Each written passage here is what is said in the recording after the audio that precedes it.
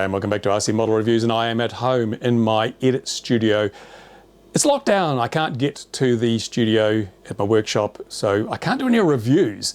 And so what I want to talk about today is the future of the hobby in the wake of this current crisis, because there's all sorts of things that could be happening, and there's a lot of downbeat stuff out there. We've got economists telling us it's going to take 10 years to recover from this because, you know, it's just going to devastate economies in the Western world and all over the place.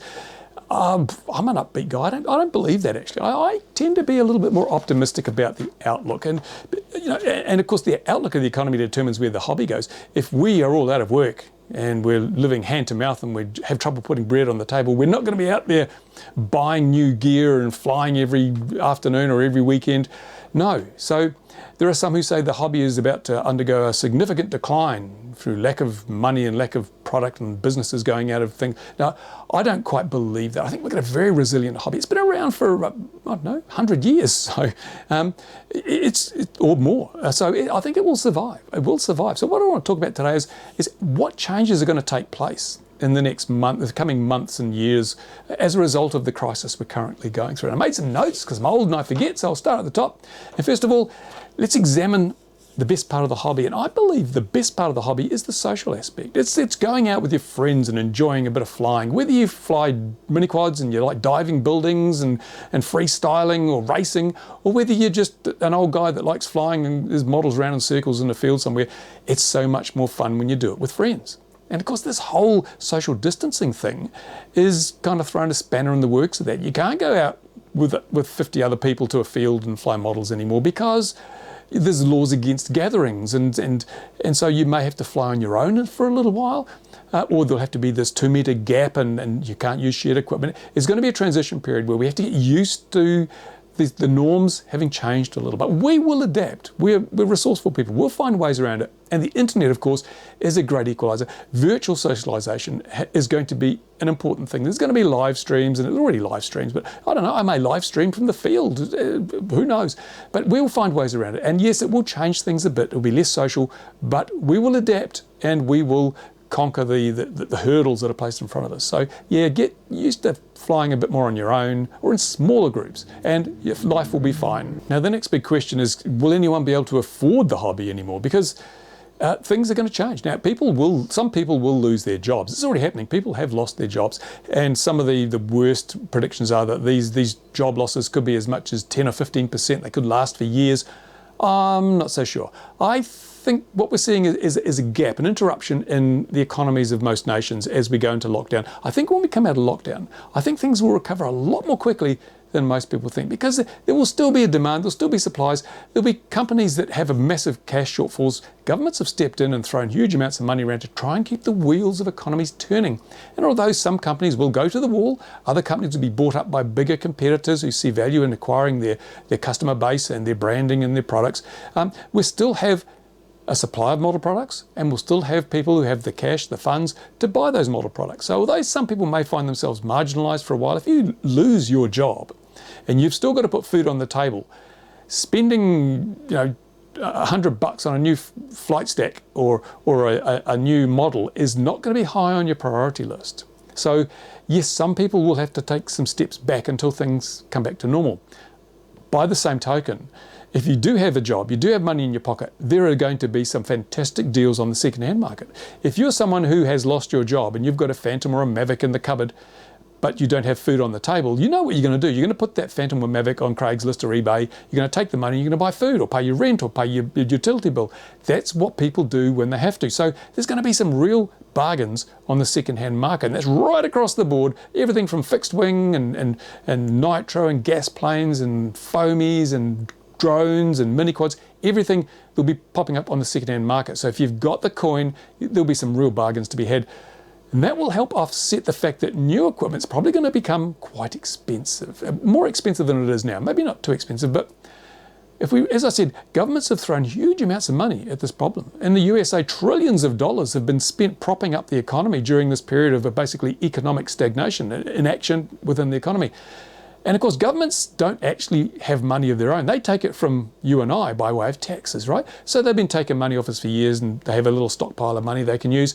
But that's been well depleted in most countries. Now governments have spent money they do not have, and they need to get that money back in. So when the wheels of the economy start turning again, they're going to be going and saying, we want our money back. And how will they do that? Well, they'll do it by jacking up taxes.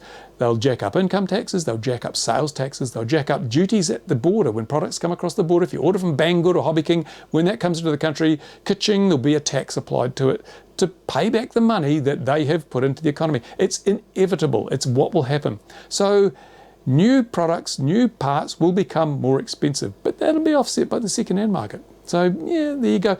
So it'll all balance out to a degree, but you don't think things are not going to change in terms of the price of the hobby. It's going to get more expensive. I have perhaps one worry, and that is with product prices going up on the new market and people having less money to spend, I can see that some people will drift away from the hobby to other hobbies that are cheaper, hobbies that are not high tech like the hobby that we enjoy, maybe wood carving or something like that. I don't know, because they can buy some really low cost equipment and they can just enjoy the hobby for a long time without having to worry about crashing or buying new stuff, because once you've got yourself a nice set of chisels and some wood, away you go. I can see that happening. It's going to happen. But hopefully it won't be too big a drift. It will be only a small sector. And hopefully those people will come back when the balance is restored and things start getting cheaper. But we have to acknowledge that some people are going to change hobbies because they really don't have an alternative. Now, something else that will have to happen is the way we deal with the gear we've got. Now, at the moment, if I crash a plane and bend and break a motor, or if I crash a mini quad and break an arm, or my flight controller goes out, or if a servo fails, what do? Well, I just throw it in the rubbish and buy a new one because it's super cheap, super readily available. That may change in the next few months and the year or so to come, because, as I say, everything will cost more and the supply chains may be broken down. Some of the manufacturers in China may go broke because the world demand will drop, and so there will be less product and it'll be more expensive. So I'm thinking we're probably going to see a change away from just binning and replacing to fixing stuff, and that's where I come in. I'll tell you in a moment where I see this channel being hopefully invaluable to the hobby in the months and years to come, even if things turn out really badly. But I think we're going to have to change our minds a bit, change our mindset, because I've been around this hobby for over 50 years, and I remember the days when, not so long ago actually, just probably less than 20 years ago, a servo in this country at least would cost you $50. Just a cheap standard servo, $50. Now, of course, Hobby King came along and you could buy them for $5. But we may be headed back towards the days when servos and gear cost so much that we actually thought about repairing it. Back in the old days, you could buy a set of gears for a servo. So if you broke a gear, you just replace the gears. The rest of the servo's fine. Or a motor or a pot or whatever. We'd repair things. We'd repair things because it was cheaper. And I've got to admit, there was a degree of satisfaction involved in that. These days, we've got a throwaway society. Something breaks, throw it away, buy a new one. It's cheap as beans. There you go. That may have to change for a while because we may have no options, whether it be by a lack of new product or a lack of money to buy new product. We may have to start fixing stuff. So I'm going to be focusing quite heavily, if I need to, in this channel on how to fix stuff, because it's not rocket science. If you understand how stuff works, fixing it is actually usually not that hard. So I'll be doing more of the educational, more of the tutorial, more of the DIY, more of the how-to type videos to give you guys the information you need to not have to buy new stuff every time something breaks, even if you could buy it. And other things are basically reducing the cost. I'm going to do my old man thing now. When I was a boy, I used to mow the lawns at home and rake the drive. It would take me half a day to do that. I'd earn 50 cents, 50 whole cents. And with that 50 cents, I would build a model aircraft. And on the Sunday of that week, I would go and crash that model aircraft. Come Monday, I'd be building a new one. It was a wash, rinse, repeat cycle. Every weekend, I'd end up crashing a plane, build a new one. But I did it for 50 cents. Now, 50 cents was worth a lot more money back then, but even saying that, I had to be very clever about how I spent my 50 cents and what parts I could reuse and how I could save money on materials. So maybe it's time to start bringing some of that back to the hobby and saying, well, instead of just rushing off and buying a $300 or $200 ARF, maybe you can fix the one you've got, or maybe you can build something from scratch using more of, nicely available materials and get even more satisfaction. Maybe we're going to wind the clock back a bit with this crisis. I don't know, but if we need to, I'll happily lend a hand and do so. So that's where I see this channel maintaining its audience, because there's going to be fewer products to review. Let's face it, some of the manufacturers are going to go out of business. There's going to be fewer dollars in people's pockets to buy new products, which means there will be fewer manufacturers advertising. And YouTube channels like this, well, not so much like this, but a lot of YouTube channels are going to be hit really hard for some surprising reasons. Now, as everybody knows, full-time YouTubers get a cut, well, people who monetize their channels get a cut of the advertisers' spend on the ads that appear in their videos. So when a company buys an ad and it appears in my video, I think I get 55% and YouTube gets 45%, or the other way around or something. So that's the way it works. That's why so many videos have all those mid-roll ads through them, because they make 4 or 5 times as much money as I make, because I only have one ad at the beginning. That's a choice I made. But the thing is that right now, there's no advertising money. Advertisers are saying, well, no point in us advertising on these videos, because A, we can't manufacture products, all our factories are closed, and B, even if we could manufacture, we can't sell them because all the retail outlets are closed. So what's the point in wasting money on ads? That's why the ad spend has gone down. That's why every single monetized YouTube channel has seen a massive drop in the amount of money they're earning. My views are way up, my revenues are way down. Okay, that's life. Complaining won't change it. I'm not going to complain. It's what it is. Now, it's affecting me, obviously, but fortunately, very fortunately, I have a good support base in Patreon. I've got enough people who pledge $1 a month or whatever to me that I can hopefully weather out this massive drop in YouTube revenues. In fact, for quite some time now, my income from Patreon has exceeded the money that YouTube pays me. It doesn't mean I'm getting a lot of money from Patreon. You can go to my Patreon page and see what I earn. If you could live on that, good on you. But it is significantly more than I get from YouTube. So it means that even though my YouTube income is tanking like everyone else's, I hopefully will survive this. Now, there are YouTube channels, full-time channels in the hobby that may not be as lucky. They may not survive this. Now, right now, they're earning a lot more money than me. And most of that money comes from affiliate links in the descriptions of their videos. They review a product. They say, if you want to buy this product, please do so using the link in the description, and it helps support the channel. Fair enough. It is a business model imposed on most full-time YouTubers by YouTube themselves, who have just completely screwed up the whole monetization thing with the adpocalypse and all the other things that they've done wrong and mass demonetizations. YouTube have forced most full-time YouTubers to go to other ways of making money, and that includes affiliate schemes. Fair enough, that's good. I chose not to do that for the reasons I've outlined on this channel previously. So I don't make a bean from affiliate links, which is great, because affiliate links are not going to generate nearly so much money as they have done in the past. For a start, not so much product will be being sold because people don't have the money, manufacturers go out of business, or there's less stock. So there will be less sales through those links, which immediately means people basing their income on affiliate links are going to see a reduction in the amount they earn. But even worse, some companies like Amazon are extremely mercenary. Amazon is selling more than they can handle right now. They are creaming it. They're making a fortune because everyone's buying online.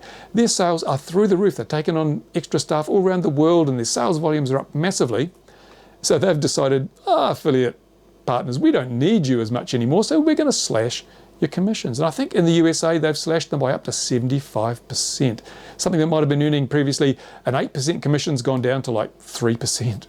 Really, seriously. This means that if you're a YouTube channel reliant on those affiliate commissions, you're in big trouble. You are in super big trouble, because your income is going to be plunging as a result of that. You may not be lucky enough to have the strong Patreon base that I have to support you, and you may also be used to living on this much money and end up getting that much. I'm used to living on that much, so it doesn't affect me quite so much. So we may see some massive changes in the YouTube landscape. Some of your favorite faces they probably won't disappear, but you may see much less content from them, because they may have to go and get another job to pay the bills, because YouTube may not cut it anymore.